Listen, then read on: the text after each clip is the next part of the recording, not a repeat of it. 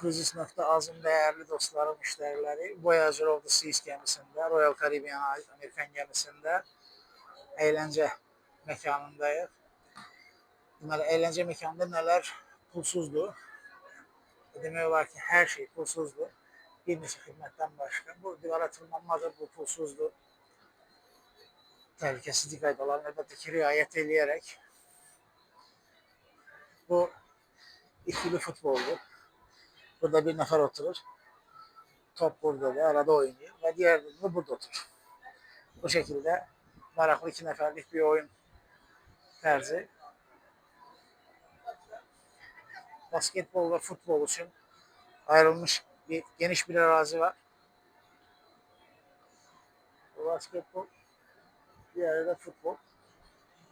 Yani ümumi ərazini də fərqli istiqamətdə istifadə edebilirlər. Bu Royal Caribbean logosudur, yəqin ki bilirsiniz. Deməli, biraz qarşıda isə böyle maraqlı bir oyun. Sik bir oyundu ama maraqlı bir oyundu.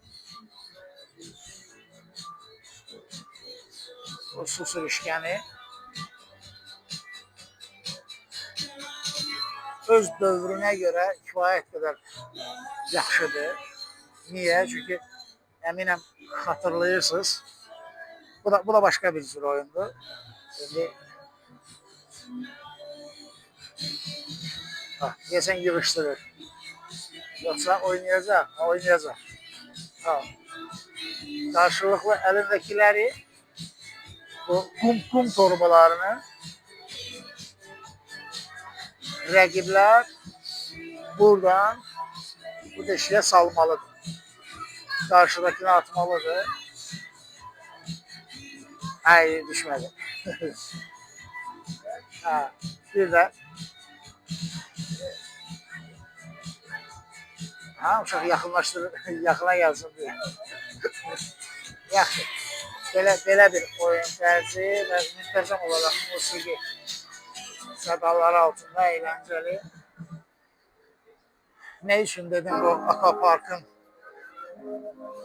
yine de özünə məxsus olarak yaxşı olmasını. Diqqət eləyin, bu gəminin istehsal ili 99'dur. 99'da belə bu şekil su sürüşkənləri en yaxşı otellerde bile yok idi. Ona əlavə olarak burada ekranda göstərir. Su sörfingidir. Diqqət edirsiniz, buradan su sörfingi bu şekilde maraqlı, eğlencelidir. Fəaliyyətdir və onun realı. Düzdür, hal-hazırda su yoktur. Bu şekilde bunun realıdır. Safeguardlar müntəzəm olarak buradadılar, lifeguardlar.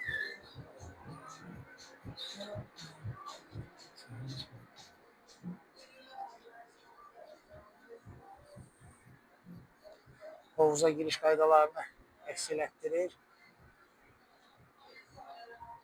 Bu şekil bu su sörfünün kesildiği ve golf meydançası.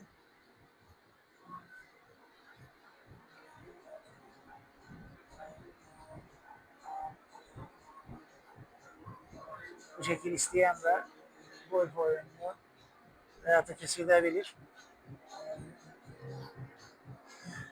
Bak belə, gəminin arxa hissəsidir və o burada gəmi hərəkətə keçəndə və ya üzmə günündə kifayət qədər geniş, əyləncəli və insanla dolu olan bir yer. Əslində belə sakit olmağı bir tərəfdən yaxşıdır, çünki rahat şəkildə çəkiliş edib sizə göstərə bilirəm. Baxın belə.